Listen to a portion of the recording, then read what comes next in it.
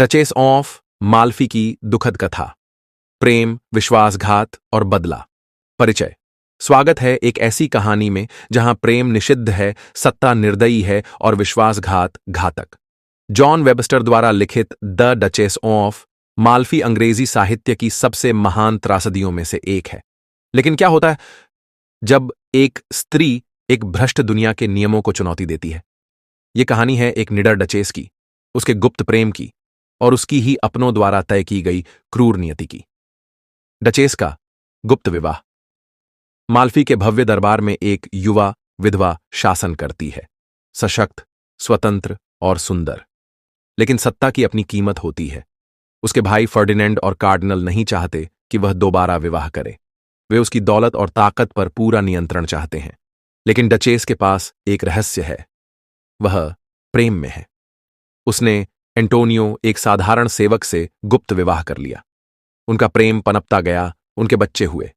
लेकिन एक पुरुष प्रधान दुनिया में एक स्त्री की खुशी सबसे बड़ा अपराध बन जाती है।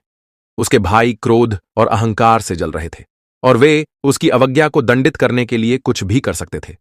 विश्वासघात और बदला ईर्ष्यालु और निर्दयी फर्डिनेंड अपने जासूस बोसोला को सच जानने के लिए भेजता है, और जैसे ही उसे डचेस के विवाह का पता चलता है, उसका पागलपन अत्याचार में बदल जाता है।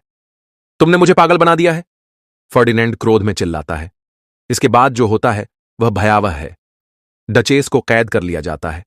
फर्डिनेंड उसके मानसिक संतुलन से खेलता है, उसे झूठे शव दिखाता है, यह जताने के लिए कि एंटोनियो और उसके बच्चे मर चुके हैं। लेकिन डचेस हार मानने को तैयार नहीं थी। अंत में एक अंधेरे काल कोठरी में उसे गला घोंट कर मार दिया जाता है। एक ऐसी स्त्री का अंत जिसने सिर्फ प्रेम और स्वतंत्रता चाही थी। रक्तरंजित अंत, लेकिन किस्मत अन्याय को माफ नहीं करती। फर्डिनेंड पागल हो जाता है, अपनी मृत बहन के भूत से डरकर। कार्डिनल को उसकी ही चर्च में हत्या कर दी जाती है। बोसोला, जो पहले उनके षड्यंत्रों का हिस्सा था, बदला लेने के लिए दोनों को मार डालता है, लेकिन खुद भी मारा जाता है। अंत में कोई भी नहीं बचता। सिर्फ एंटोनियो और डचेस का अनाथ बेटा ही उनके वंश को आगे बढ़ाने के लिए जीवित रहता। द डचेस ऑफ माल्फी सिर्फ एक त्रासदी नहीं, बल्कि स्त्री शक्ति, सत्ता के अत्याचार और प्रेम की कीमत की एक मार्मिक कथा है। क्या आपको लगता है कि डचेस को अपने दिल की सुननी चाहिए थी? अपनी राय कमेंट करें।